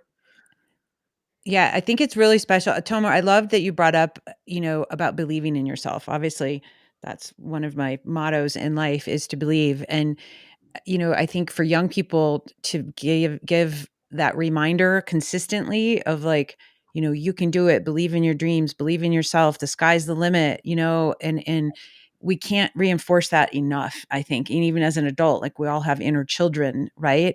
And sometimes we get, discouraged. Sometimes we get let down. Sometimes we, take a step forward and 5 steps back, but it's like, don't quit. Right. I mean, I've got Dr. Seuss up here, all the places you'll go. And I remember graduating from like holistic health school, 30 years ago. And that's what they read to us at our graduation, and it was just such a cool, reminder of like, you're the writer, you're the director of your film, of your life, and obviously, you guys, Shala, you guys do the Bitcoin Film Festival, but it's like, when we instill the values of hope and innovation and possibility and belief in oneself and belief in one's skills and talent, the sky's the limit. And I think a lot of times, as parents, sometimes we fall back into old things. We're like, oh, well, is this practical? Is this da, da, da? And it's like, who cares? What's practical is dreaming. What's practical is imagination. What's practical is Einstein, thinking towards the future, and so the more opportunities that our beautiful children get to see and hear and feel, experience that through toys, through books, through experiences, through games, the better off they're going to be, because right now they're on social media, at all these different age levels, and they're being told, you're not good enough, you're not pretty enough, you're not strong enough, you're not tall enough, you're not ripped enough, you don't have the right car, you don't have the right girlfriend, boyfriend. And so they're constantly being told, and then we evolve into these adults of scarcity, and then we don't believe in hope and dreams and possibility and imagination anymore. So I think one of the most important things we can all do, and you three are obviously exemplary at this, is, demonstrating the imagination, and reminding each other, through our messages and through our mediums. And so thank you guys for being my inspiration, because the three of you inspire me to keep moving forward and being this weird version of myself that's the authentic me, you know. Don't do And I'm like, anyone else. I'm not Preston Pish. I'm not going to go read you charts on Yeah, but macro, you know. well, it's not about titles. You know, if I recall correctly from the book, Tomer, you wrote nicely that he didn't do that, Satoshi. He didn't do that for fame. He didn't do that for money. So what I like more about this story is not the mystery of Satoshi Nakamoto, but the invention itself. Yeah. Yeah. And what you were saying, Val, and also like doesn't matter if you are not this or that, you are Val, and many Yeah. people love you, and you bring a lot of love towards other people, and this is true, this is felt, this is visible. And what you were talking about, like, yeah, on one side kids are kind of like living in a, or not only kids, all of us in an environment that we are not good enough for something, but on the other hand we are pushed to have this expert title, to be famous, to be somebody not necessary with doing things, but to be visible and to have, yeah, this kind of like title label thing, right? Yeah. So what I find very beautiful about Satoshi's story, and especially that it's nicely written in this particular book, is doesn't matter what's your title, how famous you are. What matters is that you are yourself, with your name, with your skills, with learning, expanding, and with the result of the stuff that you do. So that's another kind of thing I believe we should remind younger generations more and more about. Yeah. I agree. Yeah. And I think, you know, just the ethos of permissionless, like we don't have to go get permission to go write a song about Satoshi or write a book or start a Shamory company, you know, like you just do it. We don't have an executive board that we need to go get an approval from, and HR and get the stamp. Okay, 6 months from now you can start your project, you know. And so I think it's so neat, Tomer, that you know, got to work with Scott and the team over at Shamory. Shamory, Scott, what was it like? What was it like for you? Like, is this the first time that somebody has come from the outside and brought you a story for your team to execute and deliver? Yeah, no, definitely. It was the first time. So the first two were written by Mallory and I, and so this was the first time we had to, you know, put that, I guess, publishing hat on, if you will. Mhm. I think we were definitely, there's a I'm level of easy to nerves work at first. with, right? Yeah, a level of nerves at first because you want to make sure that this story that Tomer, you know, wrote so beautifully, you know, comes to life in the proper way through the illustrations. And you know, for those who know Shamory, know we use these monsters throughout everything we do, and so we wanted to kind of couple all that together in a fun, vibrant way. And to Tomer's point, you know, as he saw firsthand when he was given the books out, you know, kids gravitate, kids and adults. You know, it's not really meant for just kids. You know, it can be kids at heart too.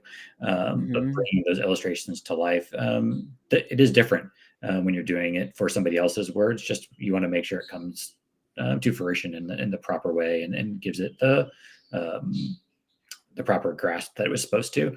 And so happy to, you know, have the great feedback that it's had, you know, over the past few months since it's been out. And, you know, if there are people out there and you have books and you're interested in doing similar things, you know, no idea is a bad idea. So just come find us. We're happy to chat about that. And that goes for anything, you know, we're open books, no pun intended, but always happy to partner with other Bitcoin companies or people in the craziest of ways to make things come to life.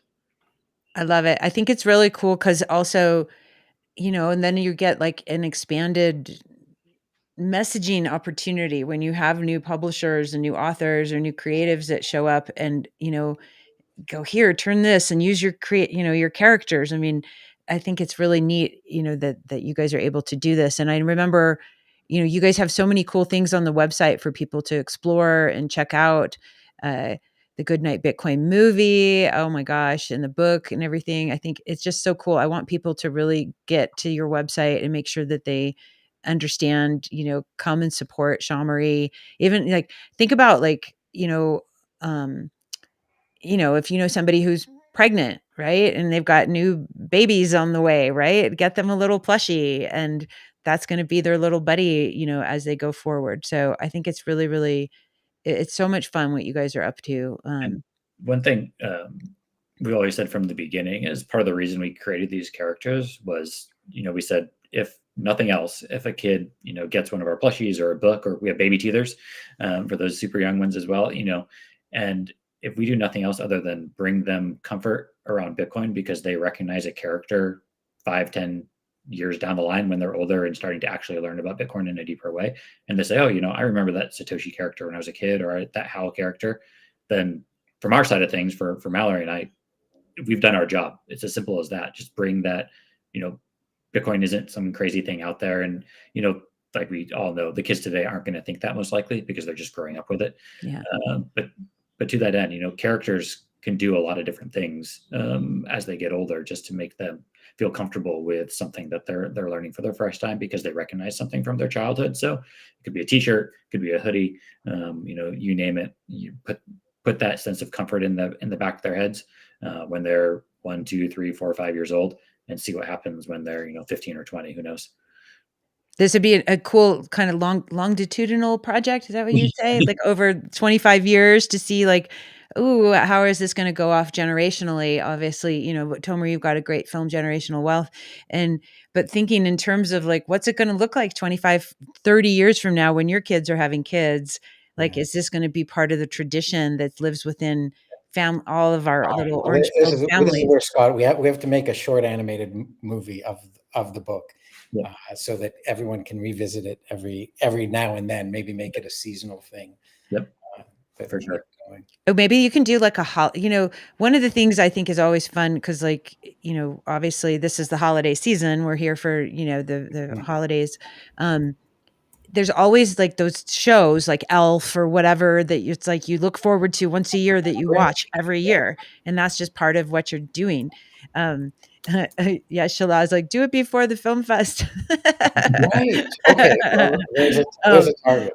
But like, that's a really fun thing though. If you think about like a holiday film, right, that's around, any of the stories here. I mean, I think that could be something really fun. Like, Satoshi for Santoshi, Yep. Santoshi. I don't know. But Scott, it was your daughter that one of the podcasts, she was saying something that Satoshi might be Santa, right? That he went somewhere to the north. Around with Daniel. I think she's Charlotte. Yeah. For those my God, I love it. The latest Tuttle Twins episode, we did have a few monsters pop up in there. So if you haven't seen that yet, go find that one, and you might see some of our characters pop up in the background there. But yeah, happy to make those movies come to life in some way. Yeah. Oh my God. Yeah, that would be great. Sit here. Yeah. If you want to show the show, sorry. Yeah. Yeah. Shalad, do you want to bring this up? Tell me, you want me to put this up on the screen? Yeah, I mean, I just wrote because maybe later you can show, like, of course. I'll show.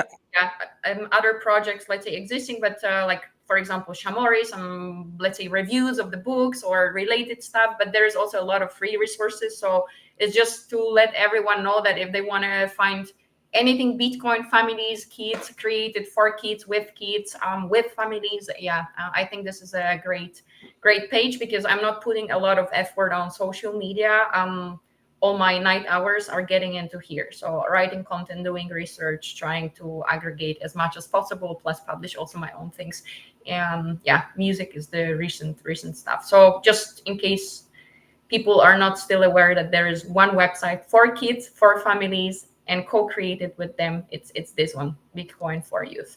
It's so great. I know it's really coming along. I love seeing what you're doing here, and it's going to be really, really fun to see how things continue to evolve over time with the content that's created by us adults for kids. But then once the kids start getting into, like, I don't know, my mind just thought of Charlotte and Lauren and the kids. Like, do you guys, like, Shalad, did you guys do anything where, like, so for example, a theater or story workshop where young kids can kind of play and make some stuff together? Yeah, definitely. This is a project for 2025. So I hope, Scott, your kiddos can join us. Somebody this year created the voice paper. So there were like different people reading the white paper. I would love families and kids to do that. So that's one of the that's a great idea. Have live before October 2025. And I know it will not be that easy. It might sound easy, but it's not going to be that one. That easy. So this is one of the things. But this website is, for example, for kiddos. Like, the other day I had a discussion with one teenager. He is actually a podcaster as well. He's 19-year-old, a very cool guy, Nomad Podcast, a Bitcoiner. And I told him, look, if, for example, you would like to maybe have a longer piece of content, like with different thoughts, right? You are a podcaster, but maybe you would like to like share more, but you don't feel like writing. You just send me a couple of voice notes, and I made an article from that. Like Sophie, one of the daughters of Daniel Prince, she wrote an article. We published it on the website here. Let's say Charlotte, she loves drawing. There are so many young kids like doing amazing, like in El Salvador, they did so many great art pieces. Even some guys, they were coming and asking, do you sell it, guys? Because we would love to buy it. And so they are so creative. So if they would love to, you know, obviously kids, they will not have their own websites or necessary social media. So whatever there is from some kiddos and teens or the entire family's projects, or they just have an idea of having something, they can just contact us, and that's their source. So I can publish it for them. I can help them to create actually this particular part of content. And I hope in the future we can co-create more things, like as you said, maybe some games, or some even like next versions of this kind of summit, like next editions, right, with family. So let's see what the future brings. I have a lot of energy, maybe sometimes even too much, and even more ideas than the energy. So let's see. Yeah. I think it's so great. I know somebody was just asking, I don't know, just whatever on Twitter, like, hey, I need some resources for, you know, teenagers. Like, how do you teach teenagers about Bitcoin? And, you know, it's such a different target audience and how they're going to learn about something and what's relevant to them. Yes. Cause, you know, Yeah. and so I think it's so cool that we've got all these different types of creatives and people out there, you know, from a variety of levels and angles, you know, and what's important to people. And I think even culturally too, you know, I'd be curious just right now, obviously we've got two massive events going on, one's in Nairobi for the Africa Bitcoin conference. And then we've got Bitcoin MENA over in Dubai that's happening. And so two huge, wonderful conferences. So it's just like, how are folks from the other side of the world learning about Bitcoin and what's relevant to them from a storytelling lens, right? Same thing, even down in El Salvador and parts of South America and Central America, like what's relevant to them and their culture, what's relevant to, you know, folks in Asia and whatnot. So I feel like we're just so early scratching the surface, you know, because I think about Bitcoin to us means a certain thing. But like if you're living in a rural village and then all of a sudden some Bitcoin miners came in and they helped you turn your, you know, your river into hydroelectric. And now instead of having a candle to read your stories, you have a light at night. Like that's pretty neat. Like Bitcoin gives you light, and Bitcoin gives you the ability to have electricity for refrigerating medicine, you know, so now mommy's going to have her medicine or whatever it might be. Like, so I think the storytelling from the younger perspective from all over the world, it's like, what a great quilt tapestry, you know, that you're weaving right here with this website. I love it.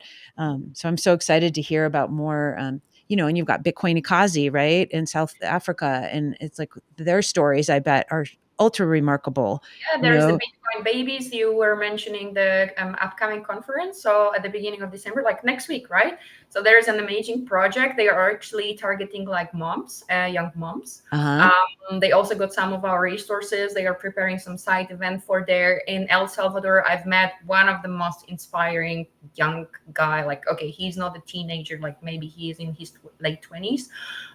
He's doing like, it's called Node Runners Nation, and he is teaching at schools kids how to run their own nodes, and he's also like showing it through games. This is incredible. So the more you travel, you know, there's this saying that the travel broadens the mind. Yes, in this sense, going to conferences is not only like to spend time with Bitcoiners, it's to see like their reality and to get inspired and maybe motivated, because you would never ever imagine how many great things these people are doing. Look at Mi Primera Bitcoin.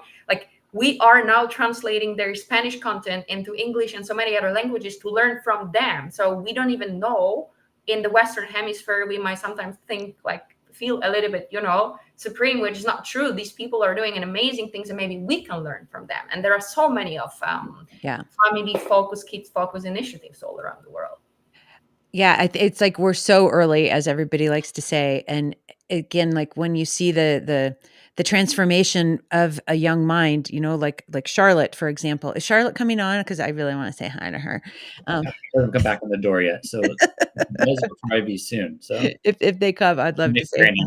entrance. But like just her evolution, right? And it's like what a cool story. Like she's going to have her own unique story to tell. Like my mommy and daddy started Shamory, like what a neat interview that's going to be. I would like it to be I would like my show to be her first interview ever if she ever chooses to do an interview.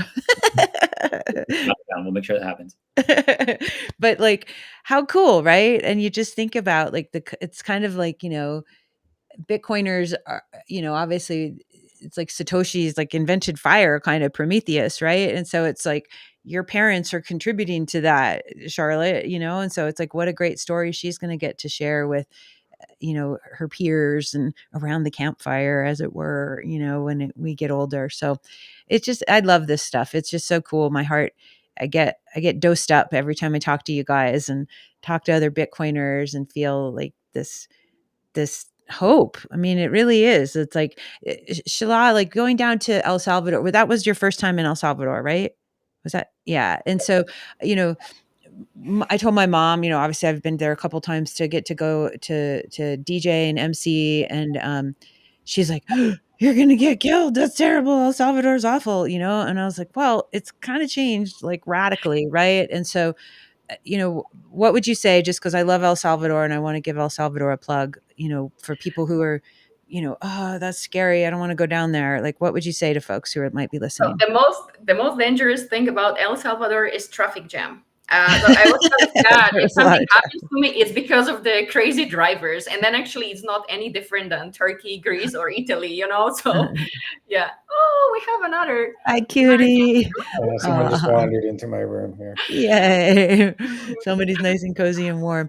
Yeah, I know. And I think like traveling, it's like you guys said, it turns you into a new person, you get a new perspective, and it's so important. Like take a chance, and go. I've got some friends right now who are single women traveling all through South and Central America to all these different Bitcoin locations, and they're just giving little reports of like, how's it going here in this circular economy? What's happening over here? And it's such a welcoming community. Like I know anywhere on planet Earth, if I said, "Hey, I'm going to be in, XYZ town, I'm a Bitcoiner," they'd be like, "Come over, let's go have coffee."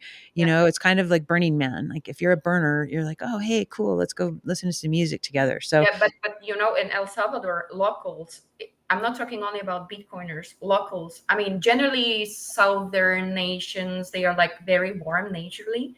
But what I realized, I was only there a week. Everyone is very proud in a good sense.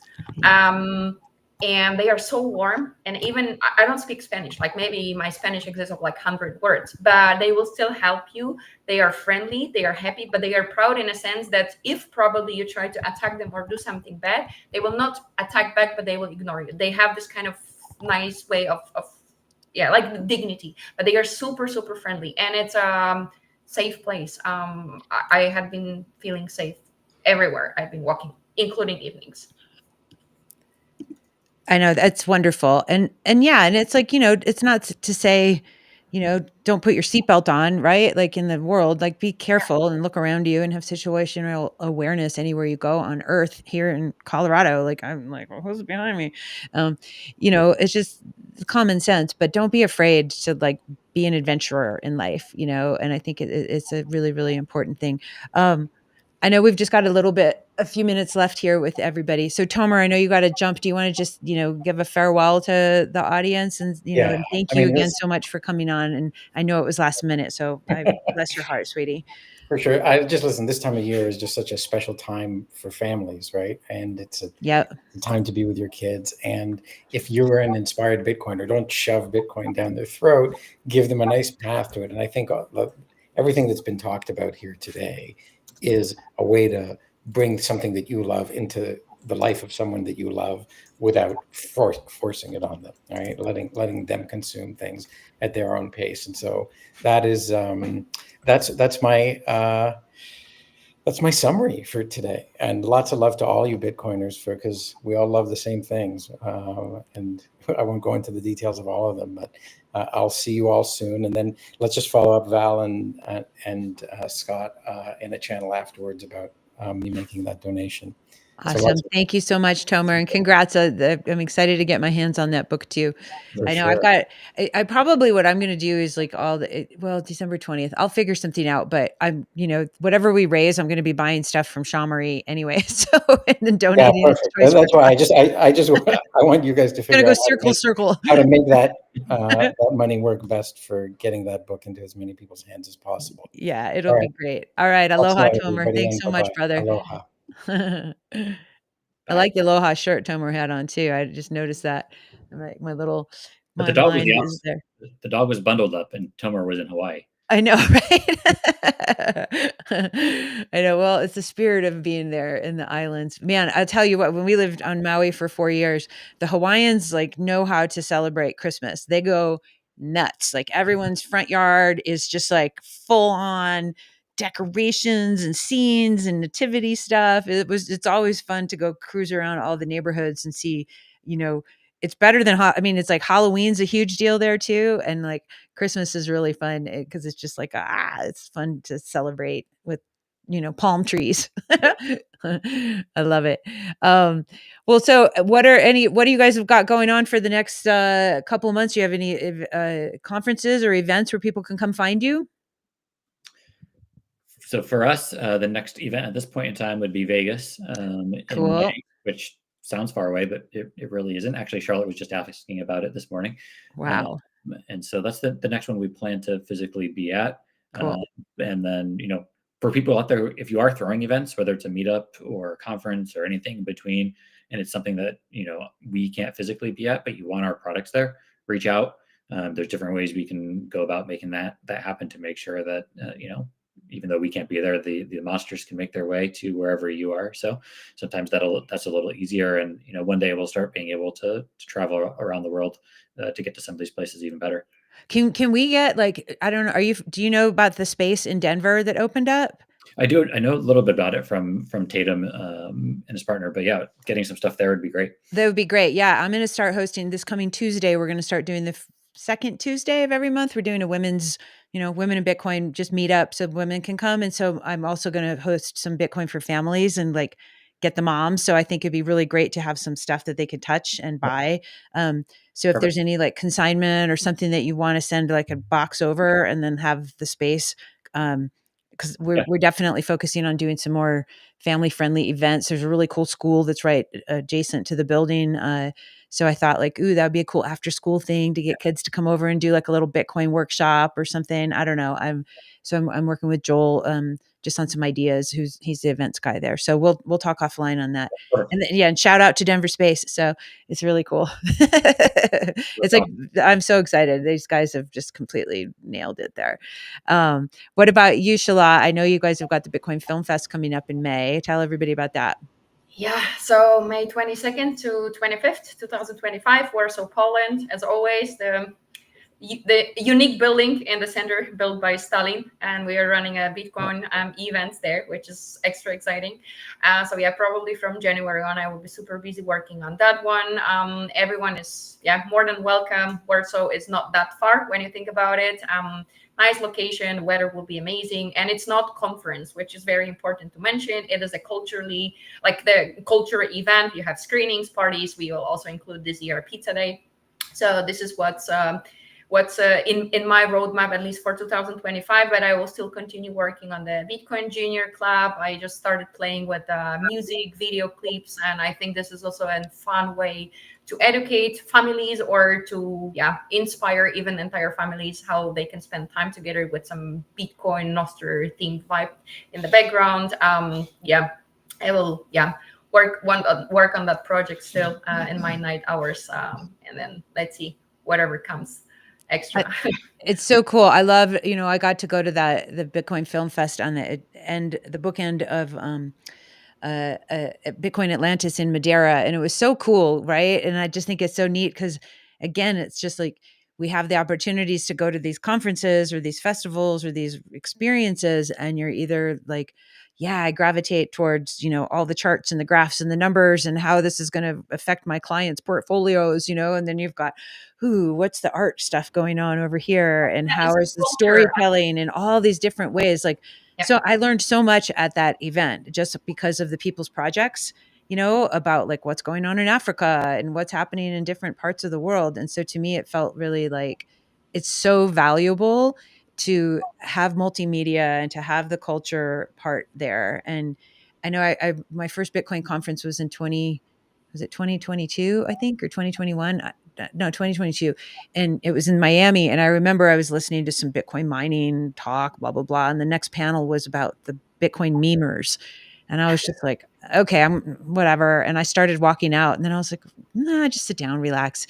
It was my favorite panel of the whole event, because like being a memer and for those of you who are listening who don't know what that is, it's like you're making the most poignant remark in a tiny little picture with maybe a word or no words, or so it's just like, wow, that's a talent and an art to get a message across within like a second, and so I was so impressed, and I was like, I want to learn how to meme. But yeah, I think it's so cool. I love what you guys are doing, and I'm just so excited that we're all rocking together. And I hope this time you can join us, because what you've seen in Madeira was, first of all, it's a different location with full respect. Right. Just like a couple of hours in Warsaw, you have one of the most beautiful cinemas, because it's not multiplex. Ever you can visit, and I'm saying it like really believing in that.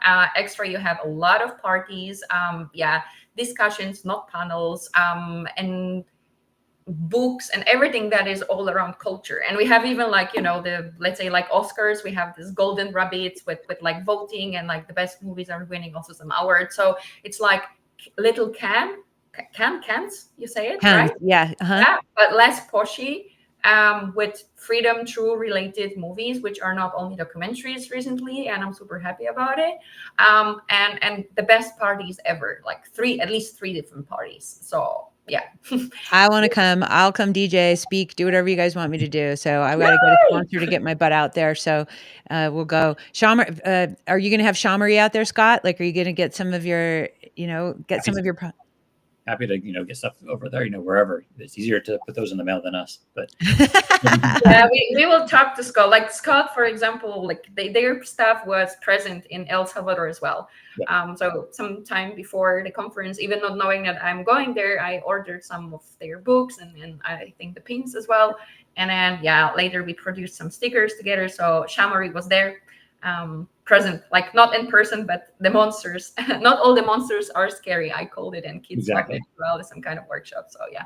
Oh, I love it. I want to give a quick shout out to Aladdin and BTC Trading Cards. He was supposed to be here today, but he said he was feeling pretty under the weather. But for those of you guys listening who are also looking for fun stuff for the holidays, for your family, there's BTC trading cards, and there's educational cards and collector's cards that you can get. And they're super creative. There's a huge team of artists and educators, and they've created these fun little packs, kind of like, baseball cards. I see you've got baseball behind you, Scott, so it's like the people who are excited about trading cards, like BTC trading cards has blown up over the last few years. And so it's just so cool to see these little sub communities who are excited about, sharing the Bitcoin message and learning about Bitcoin in their own unique, medium, as it were. So I just wanted to give him a shout out and say thanks for all the work he does out there. And that's great. And you guys can get, a 10% discount. And of course, that's all going to go to Toys for Tots. So check out btc-tc.com /love. And then the last thing, I want to give one more plug to the Independent Music Summit. We're doing this in Austin. It's going to be put on by Tunester and Unchained, and Adam Curry is going to be there on Monday night at Antone's. We're going to have a whole bunch of different artists and musicians on Monday. We'll be streaming live, and you guys can do zapping. And so we really want to help educate artists and creatives about how value for value and Bitcoin can get used. And then on that Sunday, we'll be at Bitcoin Commons, and we're going to be doing, Phantom Power Music is going to be sponsoring, and they'll be doing panels, and we'll be talking to different artists and creatives about how to integrate Bitcoin into your workflow and, have some freedom money and buy some new gear for the holidays. Maybe that would be fun. But yeah, I just wanted to say thanks again to everybody who's tuned in, and thank you guys for, any donations that come forward. And again, from December 6th to December 20th, I'm opening up my Albi wallet. So any sats that go in there are going to go straight to Toys for Tots. And hopefully I have a target of 1 million sats. So who knows, maybe the person who, donated that 1 million to Charlotte for her bracelet will be listening and we can get some more sats for the kids. So sats for tots, that's what we're up to. I can drop an exclusive if you want, Val, since you brought up Aladdin. So it's not out there yet, but in the Series 3 packs that Aladdin's putting out, there will be a Shamari card. Oh, cool. Yes, so actually just saw the final version of it the other day from Aladdin, and so keep an eye out maybe next week sometime on the socials to see what that looks like. But since you brought up what they're doing over there, there will be some monsters in those packs coming out here in the next few months. Oh my God, I can't wait to see the monsters in the packs. That's going to be fun. Yep. Isn't it cool? I mean, how neat, you got to work with Tomer. Now you guys are doing stuff with Aladdin. I mean, it's just all of this stuff, and it's just cross-pollination of love. It's this Brandon's the mycelium network of Bitcoin, right? And so it's just neat. I love it.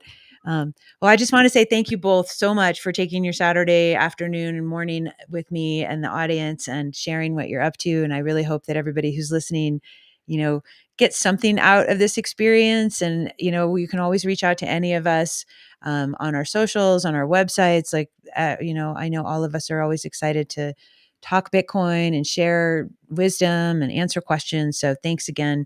And, make sure you guys go get some toys and some books and stuff from Shamari and also Free Market Kids. And, if you want to make a donation, you guys can donate directly to toysfortots.org, or if you want to donate in sats, get it to me on the website, and I will forward everything over to make sure these kids get something happy under the tree. So yay. But thanks again, Scott and Shala. You guys are amazing. I love you both so much. And I'm just so glad to be doing this with you. Thank you very much, Val, for hosting and putting it all together. It was awesome. Yeah. Thanks again, you guys, so much. And everybody listening, I wish you the warmest and happiest day, and wishing you peace, love, and warm aloha. Thank you guys. And we'll talk next time. Bye. Thank you.